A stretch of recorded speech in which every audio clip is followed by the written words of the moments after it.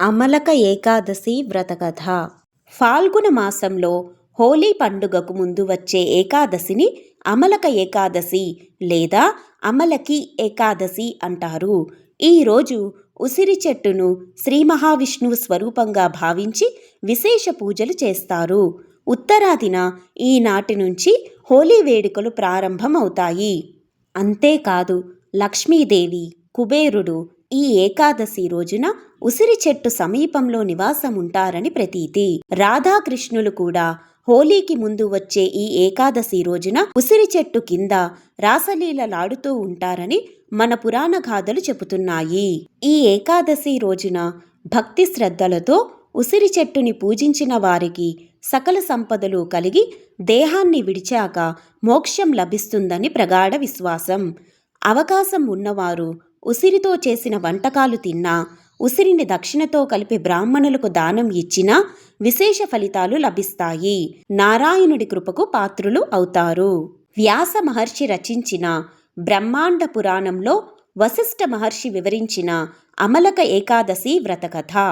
పూర్వం చిత్రసేనుడు అనే రాజు ఉండేవాడు. ఈ రాజు ప్రతి ఏడాది అమలక ఏకాదశి వ్రతాన్ని ఆచరించేవాడు. రాజుతో పాటు ఆయన రాజ్యంలోని ప్రజలు కూడా అమలక ఏకాదశి వ్రతాన్ని ఆచరించేవారు. ఒకసారి చిత్రసేనుడు వేటకు అడవికి వెళ్ళినప్పుడు దారి తప్పి కొంతమంది రాక్షసుల చేతికి చిక్కుతాడు. ఆ రాక్షసులు రాజుపై ఆయుధాలతో దాడి చేసి బంధిస్తారు.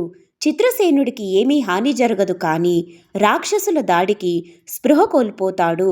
ఆశ్చర్యకరంగా స్పృహ తప్పిన చిత్రసేనుని శరీరం నుంచి కాంతి రూపంలో దైవిక శక్తి ఉద్భవించి ఆయనపై దాడి చేసిన వారిని సమూలంగా నాశనం చేసి అంతర్ధానమవుతుంది.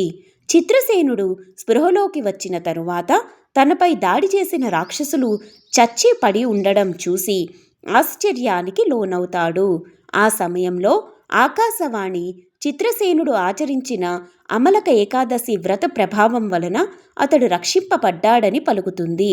ఈ సంఘటన తరువాత చిత్రసేనుడి రాజ్యంలో అమలక ఏకాదశి వ్రత మహత్యం ప్రసిద్ధి చెంది ప్రతి ఒక్కరూ ఆచరించడం మొదలు పెడతారు. ఒకానొక అమలక ఏకాదశి నాడు చైత్రరథుడు మరియు అతని ప్రజలు నది ఒడ్డున ఉన్న విష్ణు దేవాలయం సమీపంలోని విష్ణువును, విష్ణు స్వరూపమైన ఉసిరిక చెట్టుని పూజించారు. ఈ సందర్భంగా భక్తులు ఉపవాసం, జాగారం చేసి రాత్రంతా విష్ణువుని స్తుతిస్తూ భజనలు, కీర్తనలు పాడుతూ ఉన్నారు. ఆ సమయంలో ఆకలితో ఉన్న ఒక వేటగాడు తెలుసో తెలియకో ఆ గుంపులో చేరి అమలక ఏకాదశి వ్రతాన్ని అనుసరించాడు. ఫలితంగా ఆ వేటగాడు తన మరణాంతరం వసురథ రాజుగా పునర్జన్మ పొందాడు. మునుపటి కథలోని చిత్రసేన రాజుకు సమానమైన అనుభవాన్ని అనుభవిస్తున్నట్లు వసురథుడు వర్ణింపబడ్డాడు. ఎటువంటి కోరిక లేకుండా మరియు కేవలం స్వచ్ఛమైన భక్తితో అమలక ఏకాదశి వ్రతాన్ని ఆచరించడం వలన తదుపరి జన్మలలో విష్ణు అనుగ్రహం లభిస్తుంది. అమలక ఏకాదశి వ్రతకథ సమాప్తః. లక్ష్మీ వాసుదేవాయ నమః. విష్ణు దేవతార్పణమస్తు.